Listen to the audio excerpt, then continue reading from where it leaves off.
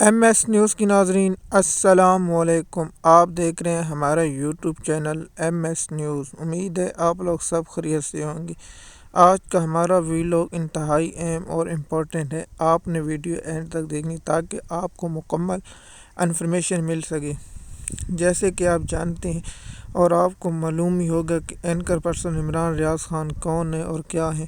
اس کے بارے میں ہم آپ کو خبر دیتے ہیں کہ عمران ریاض خان کو رات کو پنجاب پولیس کی جانب سے گرفتار کر لیا گیا اور نامعلوم مقام پر منتقل کیا گیا۔ عمران ریاض خان کے وکیل کا کہنا ہے کہ عمران خان کو اینٹی کرپشن اور اس کے بعد ایف آئی اے کے حوالے کر دیا گیا ہے۔ اگر ایف آئی اے کے پاس ہوگا تو عمران خان کو آج ایف آئی اے کی عدالت لاہور یا ایف آئی اے کی عدالت اسلام آباد میں پیش کر دیا جائے گا اور اس کے بعد ہمیں مکمل انفارمیشن مل جائے گی عمران ریاض کہاں ہے اور کس نے گرفتار کیا ہے، اور آج اسے 24 گھنٹوں کے اندر عدالت میں پیش کرنا ہوتا ہے، اور آج جمعے کا دن ہے اور عمران ریاض خان کو آج پیش کر دیا جائے گا اور اس کے بعد عمران ریاض خان کو جو رجسٹر کر دے جسمانی ریمانڈ یا کیس رجسٹر کیا جائے گا تو ہم آپ کو انفارمیشن دیتے رہیں گے اور اس کے بارے میں ہم آپ کو آگاہ کریں گے۔ لیکن ہم ایم ایس نیوز کی ناظرین صحافت آزاد پر قید اور اس طرح بولنے کی اجازت نہ ہونا ہم شدید الفاظ میں مذمت کرتے ہیں، کیونکہ عمران ریاض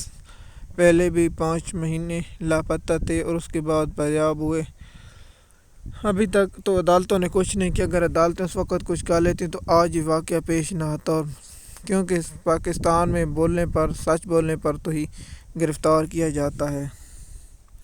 ایم ایس نیوز کی ناظرین آج کا دوسرا ہمارا ٹاپک ہے کہ کمشنر راولپنڈی کا نیا بیان کیا سچ ہے یا جھوٹ ہے۔ اس کے بارے میں ہم آپ کو انفارمیشن دیتے ہیں اور مکمل انفارمیشن دیتے ہیں تاکہ آپ کو مکمل انفارمیشن ہماری طرف سے موجود ہو۔ جیسے کہ آپ جانتے ہیں پہلے نون لیگ کے صحافی جس کو ذہنی توازن خراب ہو گیا، جو دماغی حالت سے فارغ ہے، وہ گھر میں ناچنا شروع کر دیتا ہے، وہ پاگل ہے، فلاں ہے، ڈھنگا ہے، ایسا بیان دیتے تھے۔ اب کچھ جس طرح اعظم خان کا بیان پہلے صحافیوں نے ٹویٹ کر دیا کہ اعظم خان نے یہ بیان دیا، فلاں بیان دیا، لیکن وہ وید بیان تھا جو عمران خان کے خلاف تھا، جو اسلام آباد ہائی کورٹ میں اغوا کا مقدمہ درج ہو چکا تھا۔ عمران خان کا اعظم خان کا کیس اسلام آباد ہائی کورٹ میں سنا جا رہا تھا اور عمران خان کے خلاف جو اعظم سیکرٹری تھے وہ اغوا ہو چکا تھا اور اس کے بیان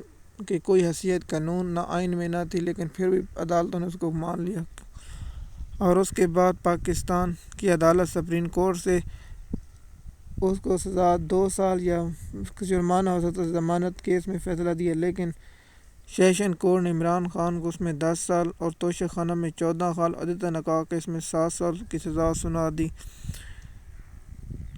کمشنر راولپنڈی کا بیان ہے کہ جس طرح اس نے پہلے میں نے آپ کو بتایا تھا، راولپنڈی کمشنر کا بیان نون لیگ کے لیے فائدہ مند، کیونکہ نون لیگ نہیں چاہتی تھی کہ وفاق میں ہم حکومت بنائیں۔ اس نے اس لیے بیان دیا تھا کہ 13 نشستوں پر دھاندلی ہوئی ہے، کیونکہ آپ بتائیں جو 13 نشستوں پر دھاندلی ہوئی تو کیا اس کے نیچے 26 نشستیں ہیں جو نون لیگ کو دی گئی ہیں، 26 کیا اس پر دھاندلی نہیں ہوئی؟ پنجاب میں کیا کمشنر نے نام نہیں بتایا؟ جس نے نام بتایا تو ہم نے آپ کو دوسرے ویلاگ میں بتایا تھا یہ نون لیگ کی سازش ہے، اور جیسے ہم نے آپ کو تحقیقات کر کے بتایا تھا کہ یہ کمشنر راولپنڈی بیان دیتا تو اس بتاتا میج پر کس نے پریشر ڈالا، کیا پریشر تھا، لیکن اس نے بیان میں اب بیان نیا سرکس کا، کیونکہ کمشنر راولپنڈی خود نے پریس کانفرنس یہ کر کے بیان نہیں دیا۔ صحافیوں کی طرف جو ایک نوٹس جاری ہوا وہ بیان ہم آپ کو بتاتے ہیں۔ کہتے ہیں میرے پی ٹی آئی کے دور میں کسی سیاسی رہنما سے اچھے تعلقات بن گئے اور اس نے مجھے کہا کہ آپ ایسا بیان دیں۔ جب 9 مئی ہوا تو روپوش ہونے سے اس مجھ سے رابطہ تھا۔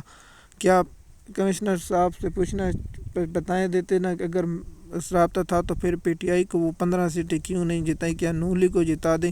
سب کو معلوم تھا راولپنڈی ڈویژن کی 13 کی 13 نشستیں پی ٹی آئی کی تھیں، یہ دھاندلی شدہ ہیں اور 45 فارم نہیں دکھایا جا۔ نور ان کی جانب سے نئے کمشنر کے بیان کی کیا حیثیت؟ کچھ نہیں۔ پاکستان میں یہ آج کل یہ ایسے بیان آتے جائیں جو تاریخ بتائے گی کون سچ اور کون جھوٹا تھا۔ ہم یہ تاریخ پر چھوڑ دیتے ہیں، تاریخ فیصلہ کرتی۔ اور دوسرا، آج کی خبر کنٹھائی میں کہ کیا پی ٹی آئی نے IMF کو خط لکھنے کا کہا یا نہیں، یا میڈیا پر پروپیگنڈا چل رہا ہے۔ جیسے کہ آپ جانتے ہیں کہ میڈیا عمران خان یا پی ٹی آئی کے خلاف کوئی موقع ہاتھ سے جانے نہیں دیتی۔